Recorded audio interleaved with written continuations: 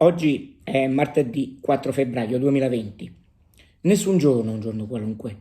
Ciascun giorno rappresenta qualcosa di speciale per qualcuno. La storia ci insegna che ogni giorno può avere un motivo per essere ricordato. 4 febbraio 1857. Dopo alcuni mesi di studi, il paleontologo e antropologo tedesco Hermann Schaffhausen annuncia ufficialmente il ritrovamento di alcune strane ossa in una cava di Neanderthal, vicino Düsseldorf, appartenenti a un uomo arcaico. Quell'essere umano viene poi chiamato uomo di Neanderthal. I resti erano stati scoperti nell'agosto precedente da scavatori di calcare in una grotta. Si tratta di un ominide molto simile all'Homo sapiens.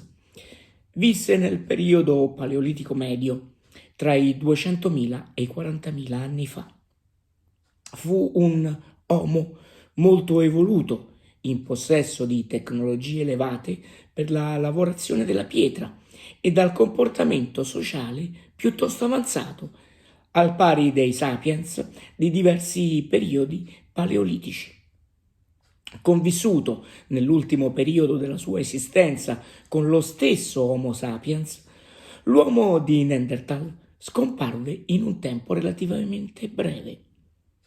I motivi che portarono alla sua scomparsa sono a tutt'oggi un enigma scientifico attivamente studiato. Uno studio del 2016 sostiene che l'estinzione possa essere stata causata da agenti patogeni letali portati dal contatto con l'Homo sapiens. Ogni giorno può lasciare un segno indelebile. Viverlo con lo spirito giusto può renderlo tale. Secondo uno studio dell'Iowa State University, 12 minuti al giorno per esprimere gentilezza verso gli altri e insegnare buoni gesti e belle regole ai bambini sollevano il morale e rendono più felici.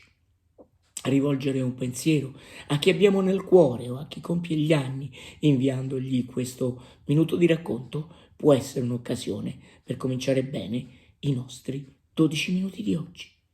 Buona giornata.